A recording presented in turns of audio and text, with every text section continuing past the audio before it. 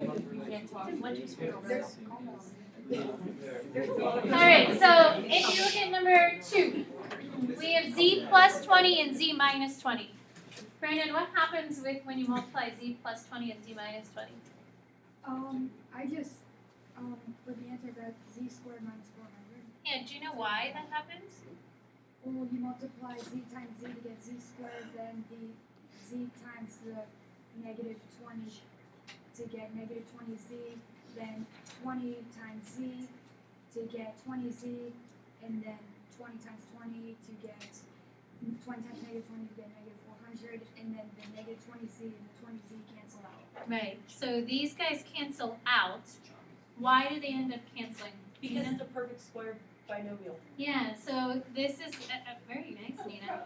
So perfect square binomial, which if you don't know what those terms mean right now, that's okay.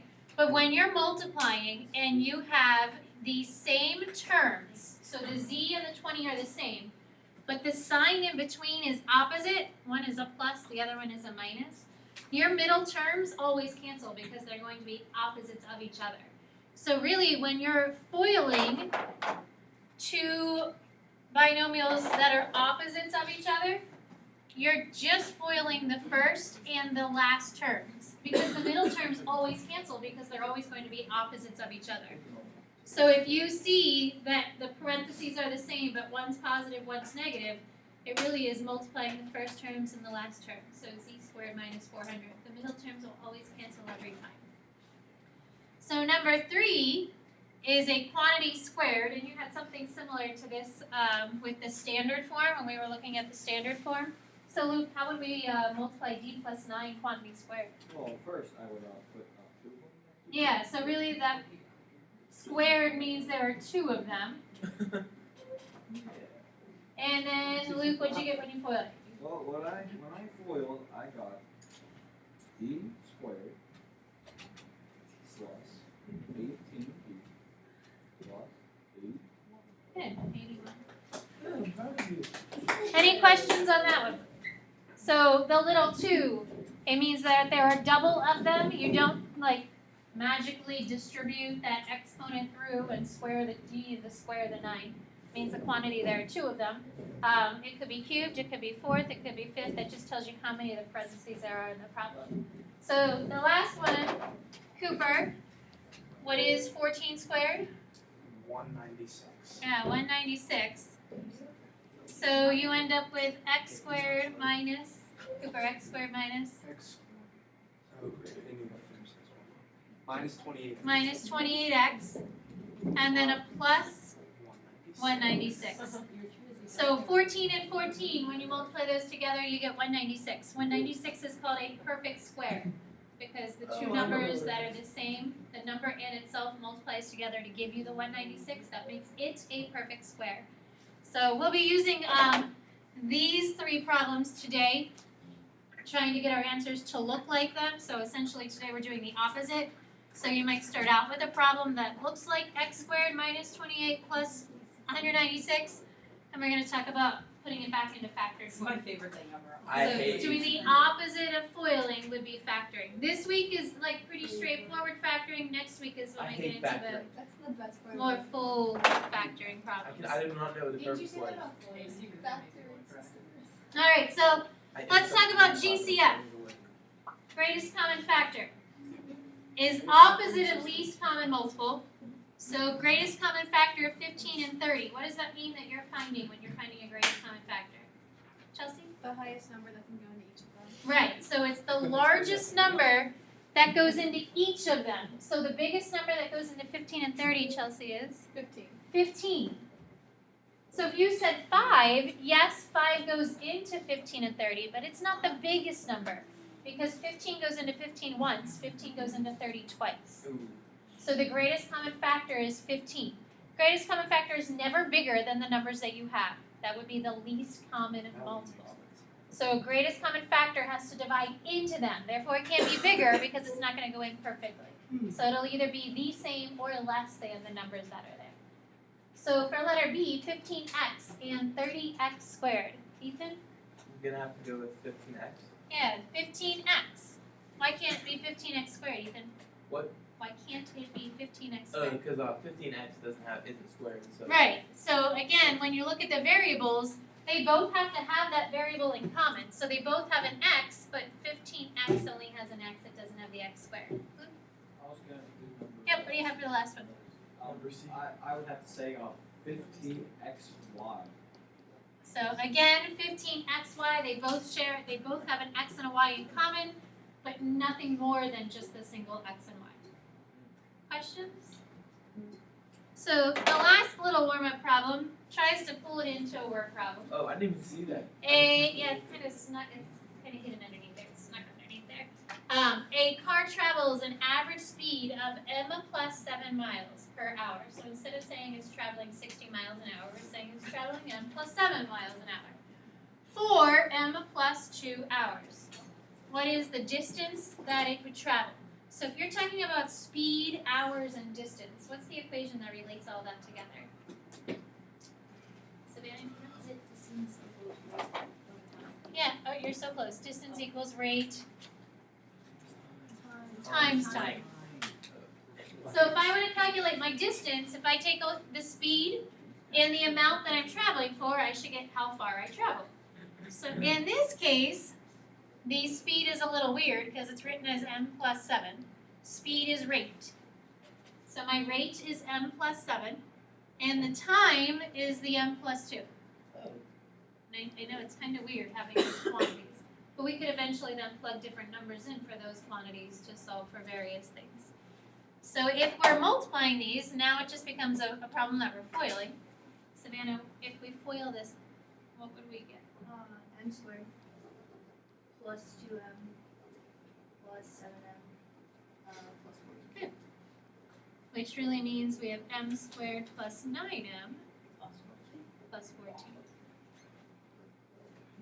So this expression would represent the distance that I could find if I knew different values for m. Questions? All right, so a couple of vocab terms before we start some factoring today.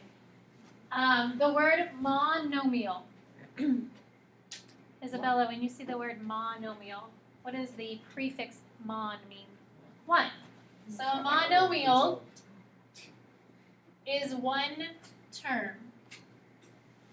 So that nomial part is a term in math. So a term could just be a number 7, because that's one term. A term could be the 6 and an x, that's still one term. So just because they're being multiplied together doesn't mean they're two separate terms. Together that's one term. Or a term could be negative 8xy squared. So there are multiple ways you can write one term. The term is separated by an addition or a subtraction sign. If it's not separated by an addition or subtraction sign, then it's considered a monomial or one term. So a binomial then, Nina, is 2 terms. two terms. Oh, you got them. So once it becomes two terms, it has a plus or a minus sign in the problem. So x minus y would be two terms. The x and the y, each separate because it's separated by a plus or a minus sign. Or you could have 3x plus 7. That again, two terms. The 3x is a term and 7 is a term. So those are binomials, two terms. So Scott, a trinomial would have 3 terms, which would be the problems that we've been looking at with the parabolas. So maybe a 3x squared minus x plus 1, or something like that. What about 4 terms? So 4 term would be a quad, and then after that they kind of stop needing them. Then they call it like Then it's called just a polynomial. It just gets a Oh, polynomial, yeah, it's called a polynomial. Okay. That means So multiple nomials. What's the most ever terms you've ever solved before? I don't know. Polynomials give me nightmares. Did you take a class in college for about polynomials? No, we didn't have just a single class about polynomials. Matrices, yes. Polynomials, I don't know. No. Ax squared. So the last term up here is a quadratic equation. We talked about quadratic functions. Every parabola we graph was a quadratic function. We graph them 3 different ways.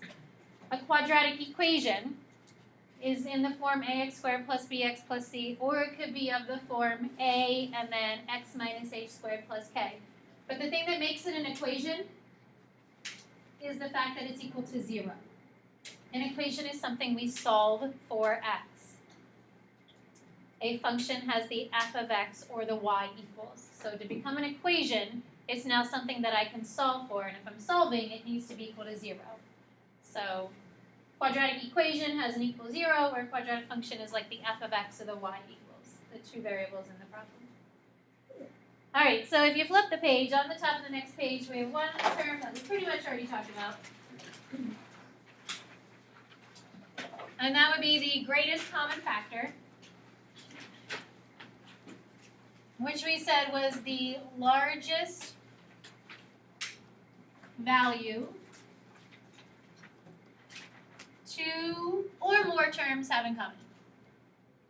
Because it doesn't just have to be two.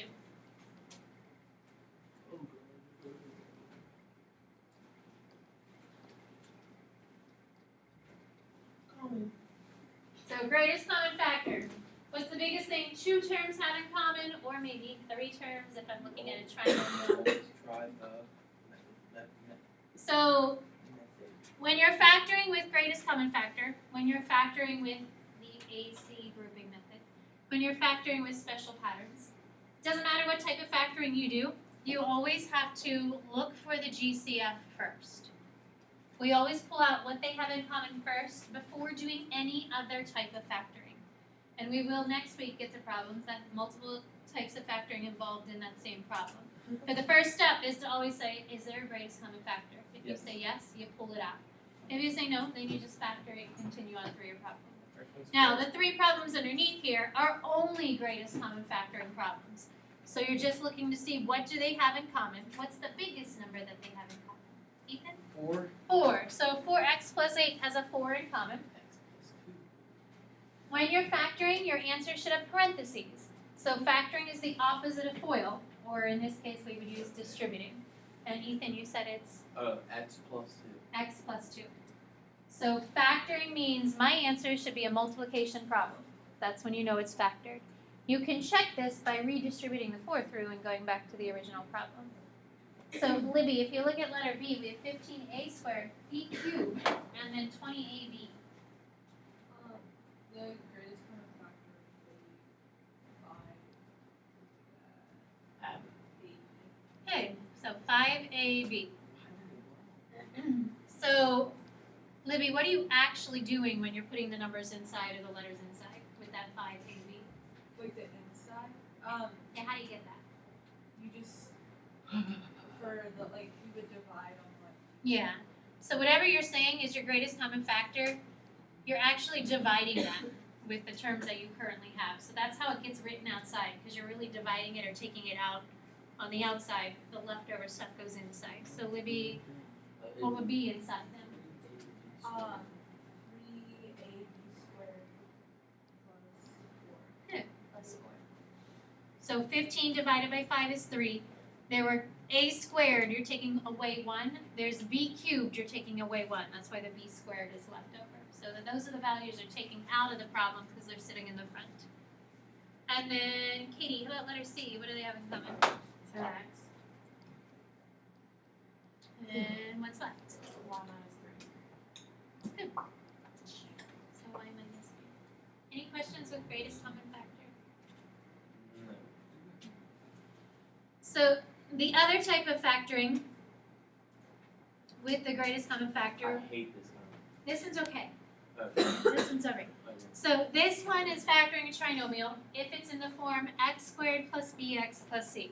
So the reason I'm saying this one isn't too bad is because this x squared is by itself. Oh yeah, that's So when there's a 2, a 3, a 4, a 5, a negative 3, a negative 5, whatever number is in front of x squared, then it changes.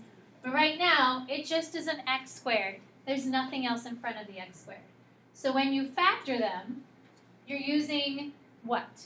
So how do you factor? Just when it's x squared plus bx plus c. What do you have to think about to use factor?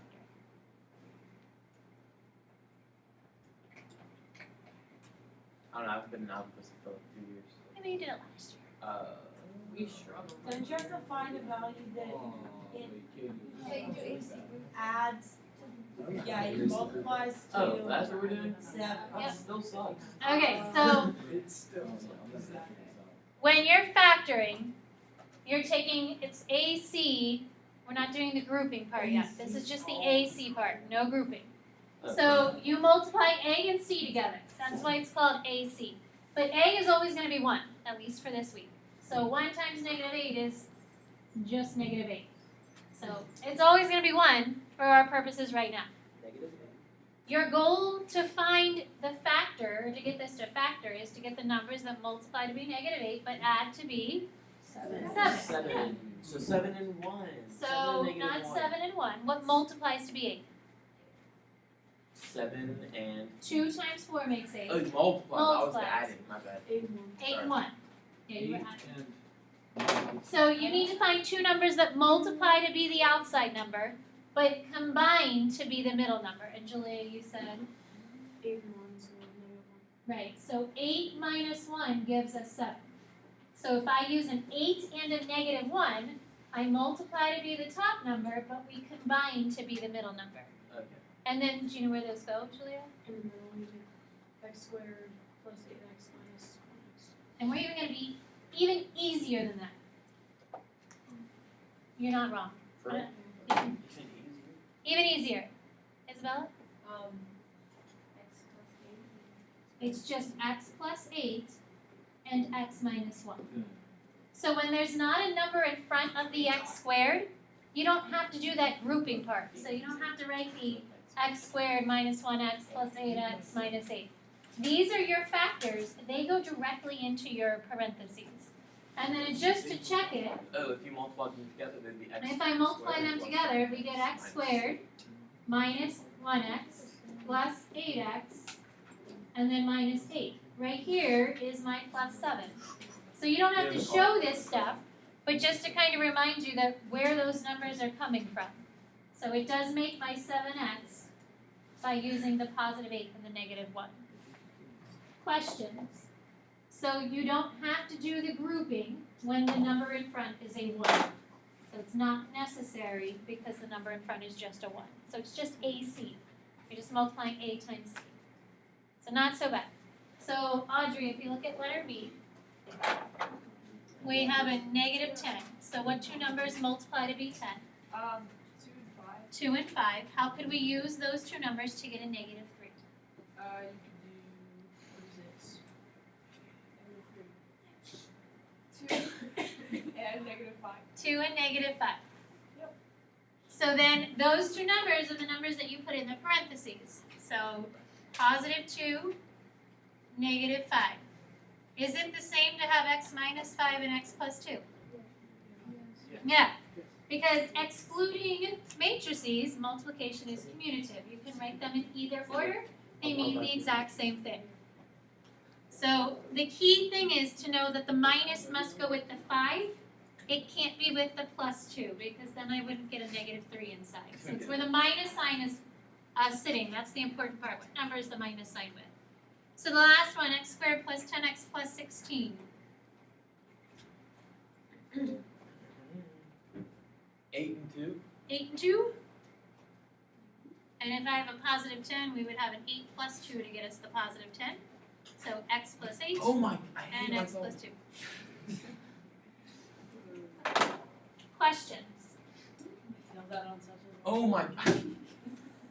All right, so before we move on, just one thing to think about. If we have an x squared plus 4x minus 5, you don't have to write this down, I just want you to think about this. What two numbers make 5? Brandon? 1 and 5. How would you get a +4? -1 plus 5. -1 plus 5. So this would be okay, right? X squared, not x squared, sorry. X minus 1. Uh-oh. I didn't have it on fire, I guess. And x plus 5. So what happens if we we switch it and make it a positive 5? You can't. You can't factor it. Because if this is a positive 5, I would have to have a positive 1 and a positive 5, which would give me 6. Or if I had a negative 1 and a negative 5, it would give me negative 6, but I couldn't go down to the 4. So there will be problems that you can't factor. Either write NF, not factorable. You guys like using the letters to represent things. You could write CNBF, cannot be factored. But write something, don't leave it blank. So there might be problems that you can't factor, and that's okay. Newton Fahrenheit. Just write that it's not factorable or NF. Questions with that? So this one is factorable because the minus sign in the back, but if we change it to a plus, there's no way we can get those two values to be less than what's already there. Volleyball. Alright, so there are actually two other factoring ways that we're going to talk about today. What's -1 minus -5? That would give us a -6. Is -1 minus 5? -1 minus -5. Yeah, but when you multiply them, it still wouldn't give you a positive 5 back here. Because if you had a minus negative, that turns into a positive still. Okay. I can't have a negative up at the top. Okay. Other questions? Alright, so if you look at the last little group of notes underneath, these are special patterns. And when we did the warm-up with the special patterns, 2, 3, and 4 are all set up as examples of special patterns from the warm-up. So I think Nina, you were the one who told us about this first special pattern. Yes, What did you say it was called? perfect square binomials. Yeah, so perfect square, and then binomial because there are two terms. Okay. So perfect square means they both have to be perfect squares, an x squared and a 36. X squared is a perfect square because x times x makes x squared. The 36, 6 times 6 makes Is 1 a 36. perfect square? The what? Is 1 a perfect square? 1 times 1. Alright. The pattern is a squared minus b squared. There has to be a minus in the problem for it to fit this pattern. If it was a plus sign, again, it wouldn't work. You couldn't factor it. So there must be a minus. And the pattern is to take a minus b times a plus b, or you could have a plus b times a minus b. Either way.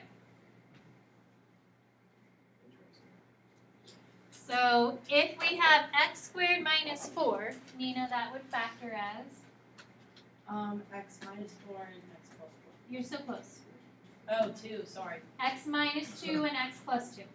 Stupid. So really, you're taking the square root of both of those values and then putting them into the pattern. So the pattern is just up here saying you have to have something squared and something squared with a minus sign. What goes into the values or in the parentheses will be the square root of those terms. And again, this works because if I FOIL it, x times x is x squared, and then we have a positive 2x and a negative 2x, and then the minus 4. So those middle terms are canceling, which is how we go back to the x squared minus 4. So Dylan Riley, if we have x squared minus 36, how would that factor? It'd be x minus 6. Yep. And then x plus 6. And then x plus 6. So x minus 6, x plus 6, and then the third one here. Audrey, how about x squared minus 64? Let's see. X minus 8 and X plus 8. Any questions? So if this was x squared plus 100, this must be a minus sign. If it's a plus, you can't factor it. So this would be a not factorable problem if there was a plus there. I can't say x plus 10 times x plus 10 because my middle terms wouldn't cancel out. Oh, okay. Has to be So minus. it must be a minus in order for it to fit to the pattern. The last set of problems, again, are a special pattern. Oh, I forgot what these. you were close with your first one. Perfect square trinomials. Yeah. So basically. Yeah. Basically, yeah. Basically not. Leave me alone, watch me cut this bread. So these are trinomials instead of binomials because they have 3 pieces to them instead of 2.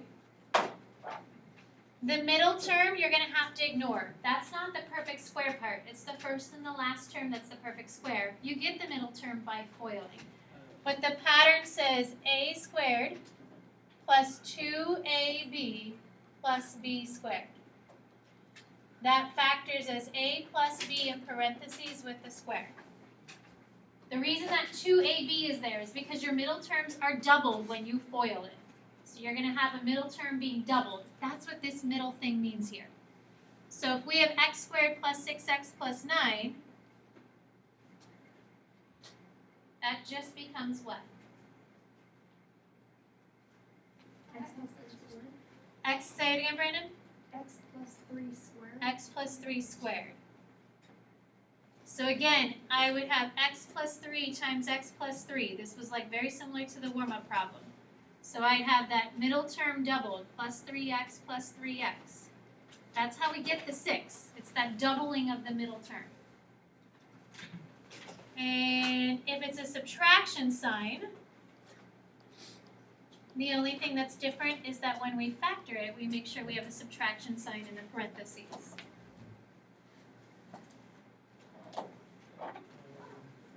So instead of x plus 3 squared, it's x minus 3 squared. So if there's a plus in the problem, there should be a plus in the parentheses. If there's a minus, there should be a minus. So this would be x plus 5 squared, and then we would have an x minus 5 squared. So there are 5 problems at the top of the next page that I think you could probably work through fairly quickly. Oh, it's about the rain. The first 2 are perfect squares.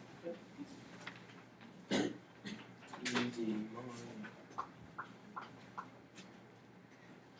Thank you. So how does letter A factor? Savannah? X minus 5, X plus 1. Good. So when it's a perfect square binomial, you actually have 2 parentheses in your answer because one has to be a positive, one has to be a negative in order to get that minus sign. But when it's a trinomial, you only have 1 parenthesis. Whatever the sign is in the middle needs to be the sign in your parentheses. So this will be x minus 11 squared. And then the last 3 problems. What makes 12? Isabella? 4 and 3. So plus 4 plus 3 because I need a positive 7. How about x squared minus 81? So plus 9 and a minus 9, or a minus 9 and a plus 9. And then the last one. Do you have the last one? Yeah, minus 6 minus 1. Minus 6 minus 1. Anybody interested in doing 14 or 20? Especially for someone who hasn't done any because you're a little hesitant to come up. Let's see. Josh. Kumar, how about you do 14? You know, like, what's it called? What are those two, like, And Alex, how about number 20? windshield? Easy problems, you can handle them. You off one of the windshield, then, like, you tear the whole tire